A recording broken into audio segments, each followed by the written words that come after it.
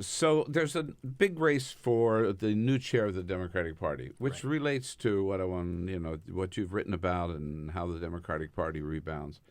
I attended a debate last week at George Washington University with all 7 candidates.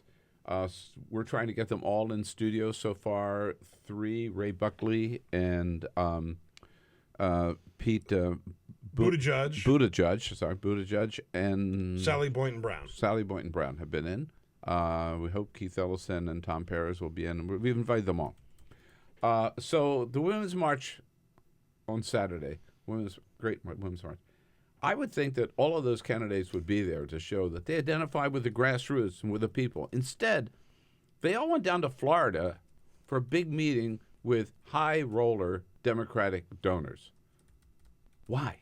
Well, I think this sums up the big problem that the Democratic Party has. They are so far behind at the state level, and they keep getting beaten election after election because they do not understand the fundamental problem. They have got to show up for these knife fights with something more than a speech about civics, and they've got to stop simply raising money, because raising all of this money in these districts with these lines that you cannot win on is a losing game, and they keep running the same races every single time.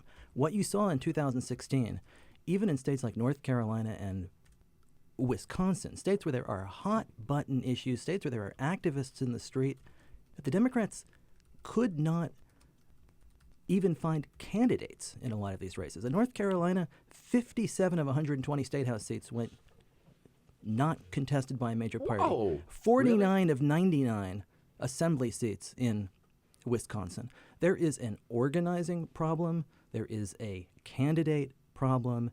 And the Democrats are still lining up for big dollars. It's not the way forward. And I must tell you, last Tuesday night at George Washington University, every one of those candidates got up, and all they talked about was, we need to totally change, which I agree with, their language, totally, from top to bottom, Democratic Party needs to be, shaken up, new priorities, focus on state races, governor's races, focus on grassroots, rebuild the 50-state strategy, get down and fight for the people, and get away from looking like the Republican Party, which is all we do is raise big money.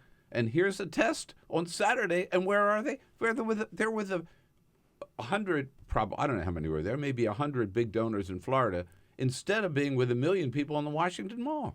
All of this starts at the district level, the state house level. And until the Democratic Party can make the basic connection between the problem we have with our district lines and the extreme nature of our politics, they are not going to be able to win anything. They have to be able to make the case that if you're in Ohio and you want an abortion after 10 weeks, the problem is gerrymandering.